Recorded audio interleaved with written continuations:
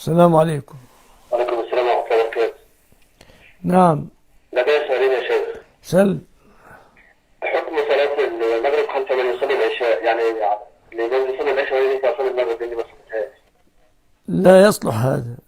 لا يصلح. صل معهم العشاء، وبعد أن تصلي العشاء معهم اقضي المغرب الذي فاتك لاختلاف الصفتين. أليس الترتيب أول؟ نعم. الترتيب. لا، الترتيب هنا لا يجب، لأنك لا تملك أمر نفسك الآن، والصلاة صفتها اختلفت. طب وهذا تفضل. لا، أختي كانت في أسا، تمام؟ أختك إيه؟ يعني فرح صاحبتي. أختك فرح صاحبتها. يعني نفس تمر كيف أنا نصحتها بأن نصيحة لحديث رسول الله من رأى منكم منكرا فليغيره بيده في الذي الصحب ازاي. فأبي زعق لي، يعني قال لي أنت سيبك في راحتها وكده. فما حكم يعني؟ أمك قالت لك سيبها براحتها؟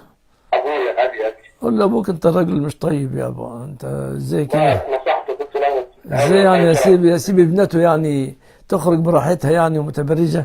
هذه رجل طيب؟ وعمي وعمامي برضه قالوا لي كده يا شيخ، والله انا ما فعلت ذلك الا لحديث الرسول الله. خلاص الله يكفيك شرهم بس. وماذا افعل، ما حكم انا تجاه؟ خلاص انت اديت ما عليك.